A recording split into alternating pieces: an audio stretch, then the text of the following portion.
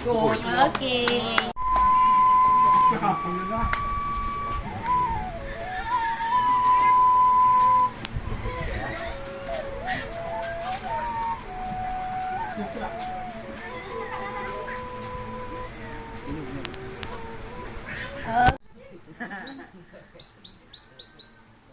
Na, buti ko na mo.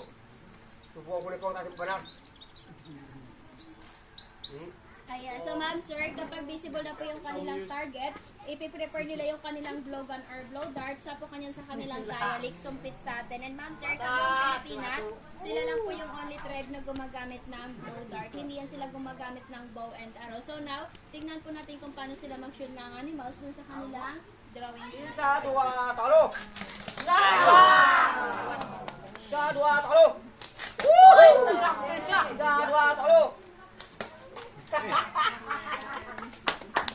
So, ma'am, sir, according sa kanila, kaya mag-hit niyan 30 meters. Ayan, so a few strikes, kapag visible na yung usok, ita-transfer lang nila sa dry leaves or dry grass, dinihipan nila hanggang makakreate sila ng mas malaking apoy. So, ganyan po sila ka-survival before sa mountain, wala pong posporo or lighter.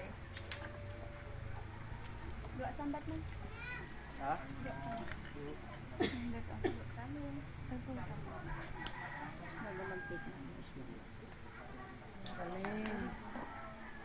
Ayan.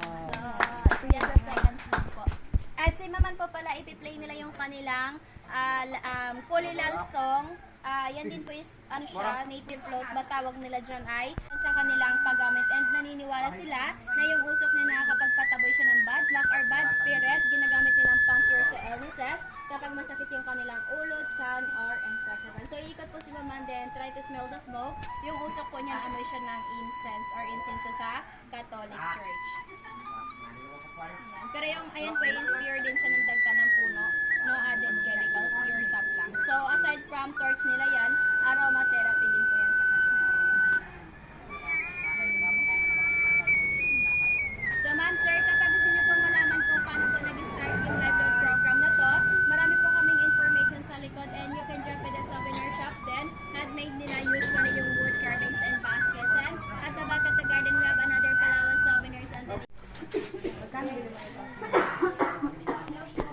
Magkano po yung... Sorry. Pasensya na po. Magkano po yung... 180 ma. Eh, yung may...